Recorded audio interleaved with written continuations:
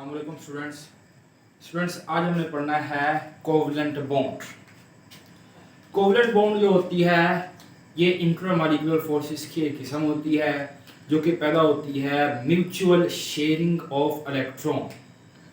Mutual sharing क्या होती है कि आप साथ वाले को क्या करते हैं, अपना एटम, कोई भी एटम जो है वो इलेक्ट्रॉन दे भी सकता है, उससे ले भी सकता है, मगर ट्रांसफर मुकम्मल तौर पर नहीं करता।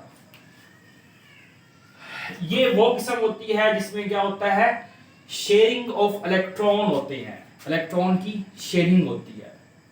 जब दो एटम्स एक दूसरे के करीब आते हैं तब दो किस्म की फोर्सेस पैदा होती हैं। नंबर 1 पे अट्रैक्टिव फोर्सेस या और रिपल्सिव फोर्सेस। इन दोनों में से जब डोमिनेंट अट्रैक्टिव फोर्स होती है, क्योंकि जो डिस्टेंस होता है एटम के दरमियान बहुत कम होता है, इस वजह से अट्रैक्टिव फोर्सेस क्या होती है, डोमिनेंट होती है और एक केमिकल बॉन्ड पैदा होता है जिसको कोवलेंट बॉन्ड कहते हैं। बॉन्ड पेयर क्या होते हैं, ये वो इलेक्ट्रॉन होते हैं जो क्या होते हैं, पेयर अप होते हैं, इकट्ठे मिलते हैं और क्या बनाते हैं, एक केमिकल बॉन्ड बना देते हैं। आयनिक बॉन्ड और इसमें फर्क क्या है, आयनिक बॉन्ड में क्या होता था, इलेक्ट्रॉन दूसरे एटम को मुकम्मल तौर पर ट्रांसफर हो जाता था। इसमें मुकम्मल तौर पर ट्रांसफर नहीं होगा। फॉर एग्जांपल HCl, क्लोरीन के आखिरी शेल में 7 इलेक्ट्रॉन है, हाइड्रोजन के आखिरी शेल में 1 इलेक्ट्रॉन है। क्योंकि इसकी क्या है जी, इलेक्ट्रोनेगेटिविटी ज्यादा है, ये इसके इलेक्ट्रॉन हाइड्रोजन को अपनी तरफ ज्यादा खींचेगा। जब ये यहां आ जाएगा तो 2 2 4 2 6 2 8, इसके क्या हो जाएंगे, 8 मुकम्मल हो जाएंगे। अच्छा, फिर थोड़ी देर बाद ये वापस आ जाएगा। जब इसको चाहिए होगा इलेक्ट्रॉन दूसरा, तो ये वाला इलेक्ट्रॉन यहां आ जाएगा और ये क्या हो जाएंगे, इसके आखिरी शेल में 2 मुकम्मल हो जाएंगे। मीन के आपस में लेते रहेंगे और देते रहेंगे। इससे जो बॉन्ड पैदा हुआ, ये देखो, ये 2 इलेक्ट्रॉन आपस में पेयर अप हुए थे, इसलिए इसे क्या कहते हैं, कोवलेंट बॉन्ड। और ये मुकम्मल तौर पर इलेक्ट्रॉन ट्रांसफर नहीं हुआ। नेक्स्ट आता है जी types of covalent bond. Single covalent bond. Single covalent bond किसे कहते हैं, जब हर एटम से एक एक इलेक्ट्रॉन क्या होता है, पेयर अप होता है और क्या बनता है, एक बॉन्ड पैदा होता है जिससे क्या कहते हैं, सिंगल कोवलेंट बॉन्ड। इसको जाहिर किया जाता है सिंगल लाइन के साथ। इसकी एग्जांपल में आता है H2।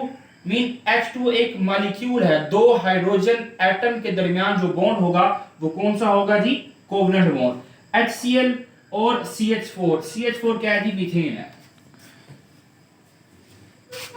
यहां देखें जी, एक हाइड्रोजन एटम है, ये दूसरा हाइड्रोजन एटम है, ये इसका एक इलेक्ट्रॉन, ये दूसरा इलेक्ट्रॉन, ये आपस में पेयर अप हुए और एक बॉन्ड पैदा हो गया जिसे क्या कहते हैं, कोवलेंट बॉन्ड। जब इसको दूसरे इलेक्ट्रॉन की जरूरत होगी तो ये इस तरफ आ जाएगा और ये इसके 2 क्या हो जाएंगे, वैलेंस शेल में मुकम्मल हो जाएंगे। जब इसको जरूरत होगी ये वाला इस तरफ आ जाएगा, इसके 2 मुकम्मल हो जाएंगे। और इसको जाहिर करते हैं हाइड्रोजन, सिंगल बॉन्ड हाइड्रोजन, और ये सिंगल कोवलेंट बॉन्ड है।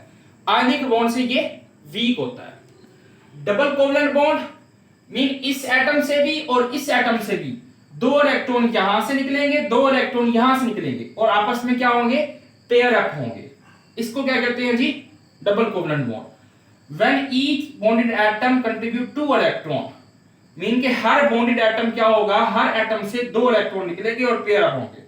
तो ये वाले जो इलेक्ट्रॉन्स हैं पेयर अप हो रहे हैं और बॉन्ड पैदा हो रहे हैं, उन्हें कहते हैं बॉन्डिंग इलेक्ट्रॉन्स या बॉन्ड पेयर।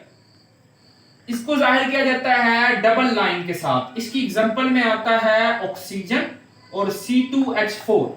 C2H4 क्या है जी, ये हमारे पास इथीन है जिसके दरमियान डबल बॉन्ड होता है।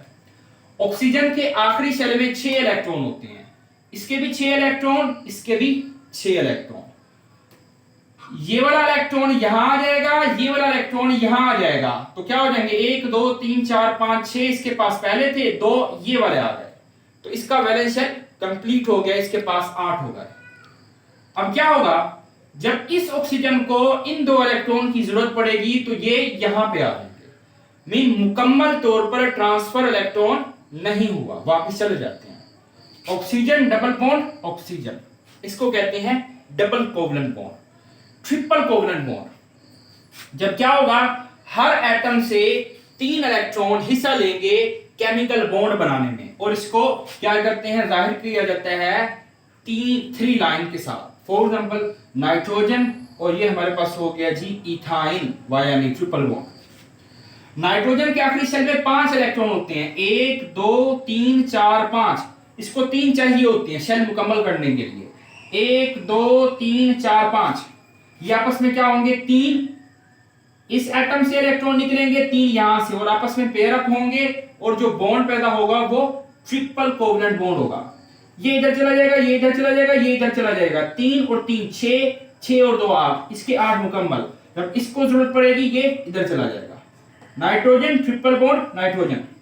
अब ऐसा बॉन्ड जो कोवलेंट बॉन्ड जिन कंपाउंड के दरमियान पाया जाता है, ऐसे कंपाउंड को कहते हैं कोवलेंट कंपाउंड। क्या कहते हैं, कोवलेंट कंपाउंड। ऐसे कंपाउंड जिनमें कोवलेंट बॉन्ड पाया जाए उन्हें क्या कहते हैं, कोवलेंट कंपाउंड। ओके जी, अल्लाह हाफिज़।